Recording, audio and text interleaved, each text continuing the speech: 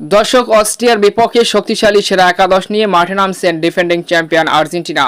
তো কেমন হবে আর্জেন্টিনার সেরা একাদশ, সাথে ম্যাচটি কখন শুরু হবে এবং কিভাবে দেখবেন, বিস্তারিত জানুন পুরো ভিডিওতে। বিশ্বকাপের গ্রুপ স্টেজের দ্বিতীয় ম্যাচে আজ রাত 11টায় অস্ট্রিয়ার বিপক্ষে মাঠে নামতে যাচ্ছে defending champion Argentina.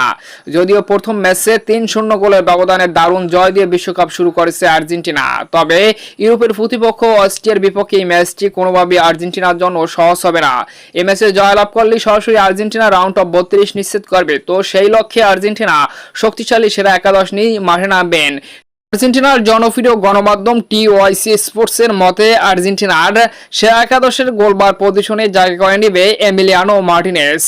Right back পজিশনে গঞ্জালো মন্টিয়েলের পরিবর্তে নাউহেল মলিনা। সেন্টার ব্যাক পজিশনে ক্রিস্টিয়ানো রোমেরো ও লেসান্দ্রো মার্টিনেজের জুটি দেখা যাবে আবারও। আর লেফট ব্যাক পজিশনে নিকোলাস তাগলিয়াফিকোর পরিবর্তে আবারও দেখা যাবে ফাকুন্ডো মেদিনিকে।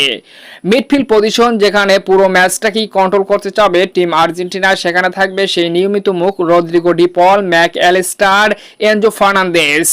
থিয়াগো আলমাদার পরিবর্তে জায়গা করে নিতে পারে মিডফিল্ড পজিশনে নিকো গঞ্জালেস, এমনটাই দাবি করেছে এই গণমাধ্যম।